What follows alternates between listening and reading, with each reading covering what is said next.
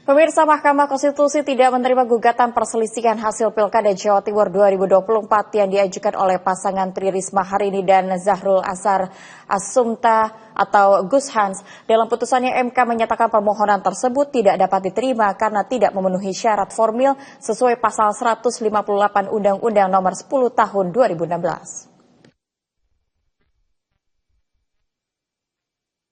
Dalam sidang dismisal atau sidang putusan sela, Hakim Konstitusi Profesor Saldi Isra menegaskan selisih perolehan suara antara pasangan terpilih dan pemohon terlalu jauh, sehingga tidak memenuhi ambang batas untuk diajukan ke Mahkamah Konstitusi.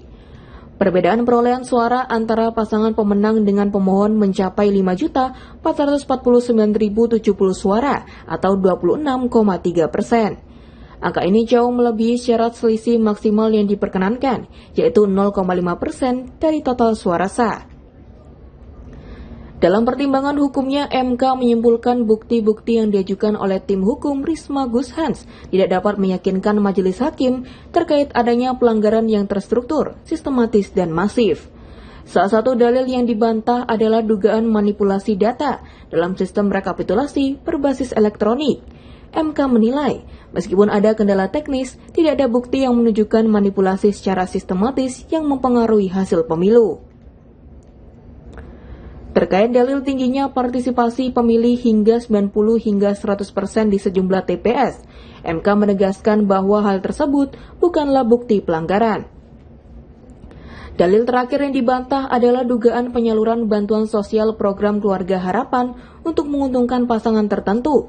MK menyatakan, pemohon tidak dapat membuktikan adanya kaitan langsung antara penyaluran bansos dengan perolehan suara paslon terpilih. Berdasarkan keseluruhan pertimbangan hukum, MK menyatakan bahwa pasangan Tri Risma Harini dan Gus Hans tidak memiliki kedudukan hukum untuk mengajukan gugatan karena tidak memenuhi syarat ambang batas selisih suara. Amar putusan mengadili dalam eksepsi 1. Mengabulkan eksepsi termohon dan eksepsi pihak terkait berkenaan dengan kedudukan hukum pemohon. 2. Menolak eksepsi termohon dan eksepsi pihak terkait untuk selain dan selebihnya. Dalam pokok permohonan menyatakan permohonan pemohon tidak dapat diterima. Demikian diputuskan dalam rapat penuntutan hakim oleh 9. Dengan tidak diterimanya, gugatan Risma dan Gus Hans menjadikan sengketa di Pilkada Jatim terhenti, dan pasangan Khofifah Emil menjadi gubernur dan wakil gubernur terpilih dalam Pilkada 2024 dan kembali menjabat untuk periode keduanya.